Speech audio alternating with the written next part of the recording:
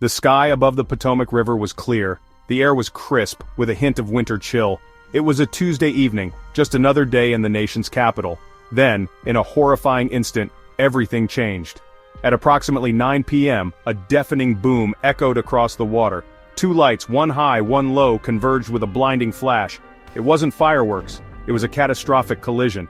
American Eagle Flight 5342, a Bombardier CRJ-700 carrying 60 passengers and 4 crew members from Wichita, Kansas, slammed into a U.S. Army Black Hawk helicopter on approach to Reagan National Airport. The mangled wreckage of the aircraft, illuminated by the flashing lights of emergency responders, painted a grim picture. The plane, broken into 2 large pieces, was sinking beneath the surface of the icy water. The helicopter, upside down, bobbed precariously nearby. The tranquil river had become a scene of unimaginable chaos and despair. Every second counted. As news of the disaster spread, a massive rescue operation swung into action. Fireboats, helicopters, and Coast Guard vessels swarmed the crash site, their searchlights cutting through the darkness. Divers plunged into the frigid water, battling the current and the debris, their hands searching desperately for signs of life. On the riverbank, a makeshift triage center sprang up. Medics, their faces etched with worry, worked tirelessly to stabilize the injured. Ambulances, sirens wailing, raced the most critical to nearby hospitals.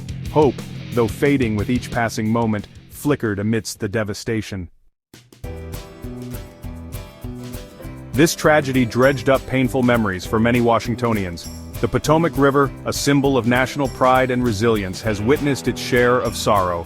On a frigid January morning in 1982, Air Florida Flight 90, moments after takeoff from National Airport, crashed into the 14th Street Bridge before plunging into the icy waters.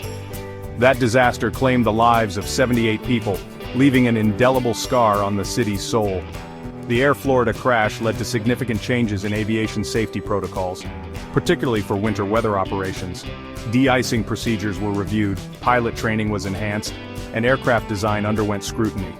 For a generation, the lessons learned from that tragedy seem to have made air travel safer.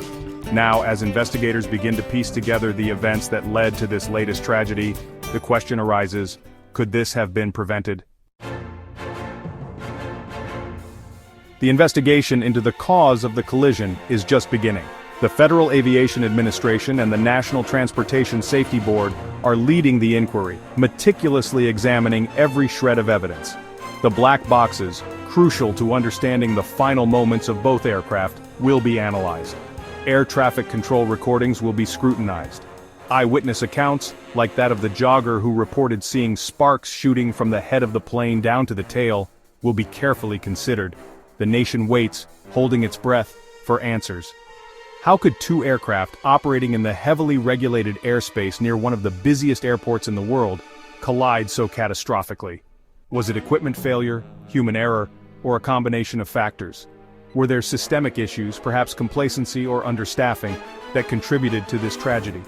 The families of the victims deserve answers, as does a nation grappling with yet another senseless loss.